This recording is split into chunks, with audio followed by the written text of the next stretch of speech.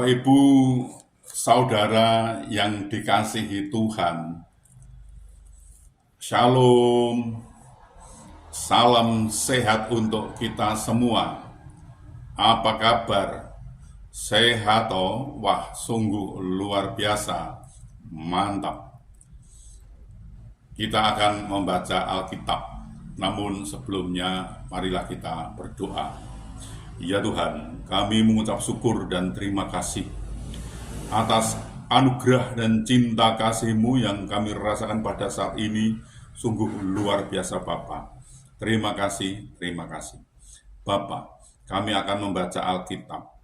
Berilah kami pengertian, agar kami bisa mengerti dan bisa memahami apa yang Tuhan kehendaki. Kami bisa melakukan dan juga bisa memberitakan. Dalam nama Tuhan Yesus, kami berdoa. Amin.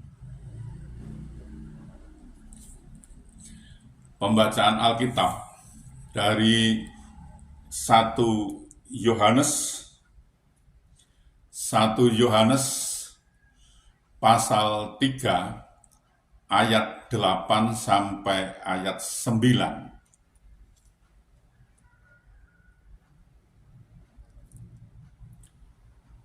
Barang siapa yang tetap berbuat dosa berasal dari iblis, sebab iblis berbuat dosa dari mulanya. Untuk inilah anak Allah menyatakan dirinya, yaitu supaya ia membinasakan perbuatan iblis itu. Setiap orang yang lahir dari Allah tidak berbuat dosa lagi, sebab benih ilahi tetap ada di dalam dia, dan ia tidak dapat berbuat dosa karena ia lahir dari Allah. Demikian pembacaan Alkitab. Terpujilah Kristus. Haleluya. Bapak, Ibu, saudara, pelanggaran atau tidak taat firman Allah dan dosa, dari mana asalnya? Pertanyaan ini bisa disimpulkan bahwa asal-usul dosa adalah dari iblis.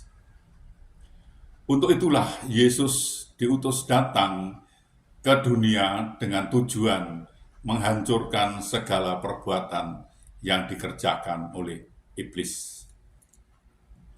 Iblis berusaha memisahkan manusia dari kasih Tuhan.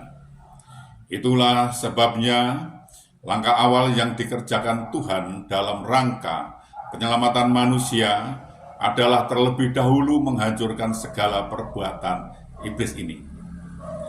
Iblis menghalangi manusia memperoleh keselamatan dengan jalan membutakan pikiran manusia.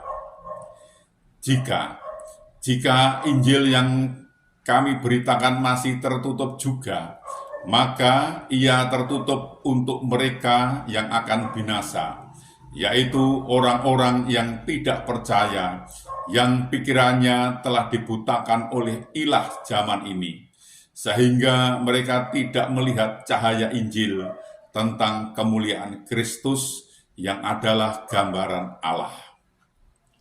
2 Korintus pasal 4 ayat 3-4. Orang yang dibutakan pikirannya oleh iblis sulit sekali menerima Injil.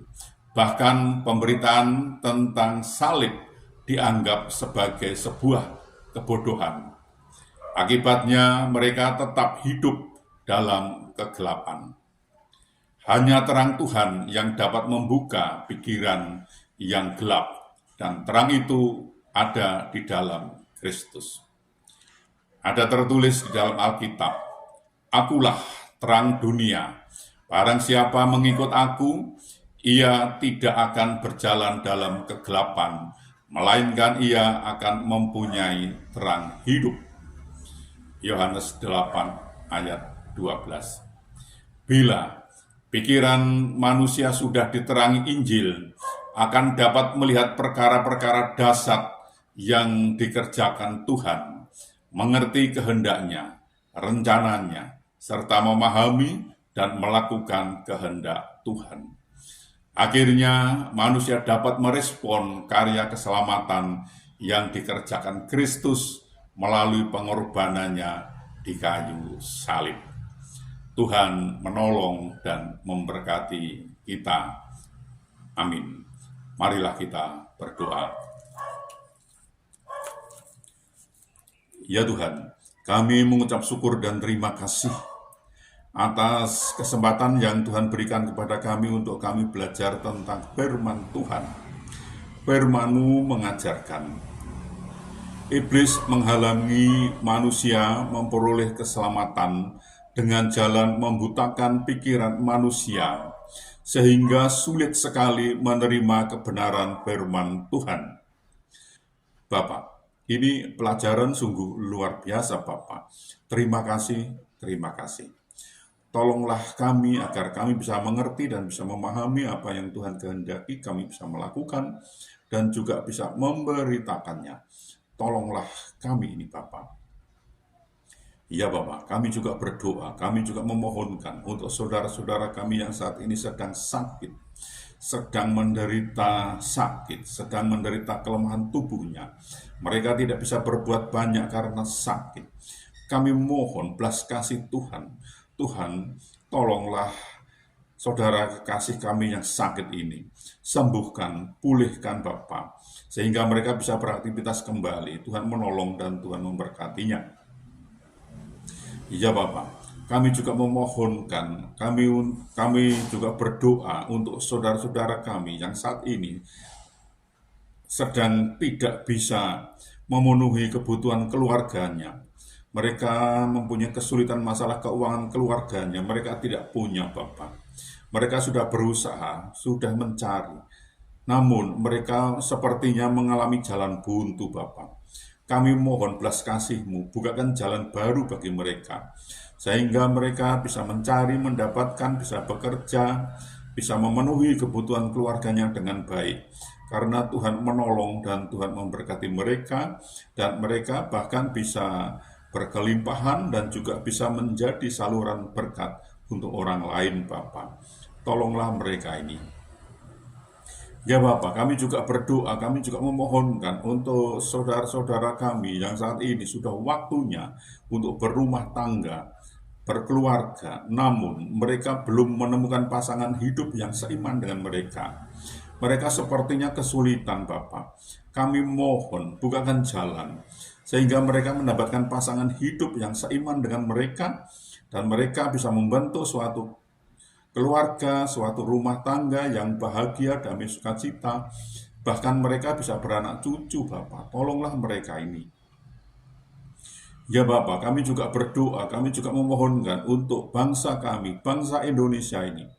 Berilah damai sukacita, damai sejahtera kepada bangsa kami ini, agar bangsa kami ini memperoleh kasih-Mu Bapa. Bapa, berilah bangsa ini agar mau mengenal Engkau lebih lagi, dan bangsa ini mau belajar tentang firman Tuhan, sehingga bangsa ini tidak gagal paham Bapa. Tolonglah bangsa kami ini. Ya Bapa, ini kami, pakailah kami untuk memberitakan firman Tuhan. Lengkapi kami dengan Roh-Mu yang kudus untuk memimpin dan membimbing kami dalam pemberitaan itu, agar tidak keliru Bapa. Ya Bapa, ampunilah segala dosa dan salah kami, sehingga kami layak untuk memohon pertolongan Tuhan. Dalam nama Tuhan Yesus kami berdoa. Amin.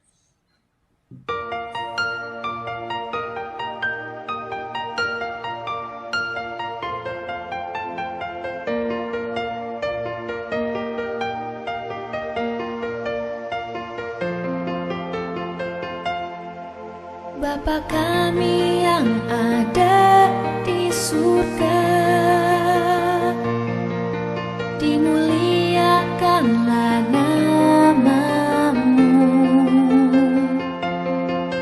Datanglah kerajaan-Mu, jadilah kehendak-Mu di atas bumi seperti di dalam surga. Berilah kami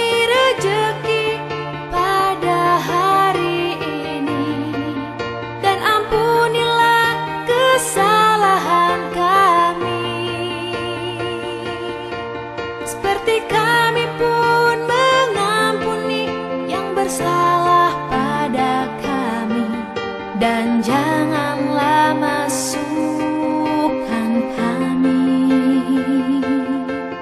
ke dalam pencobaan, tetapi bebaskanlah kami dari yang jahat.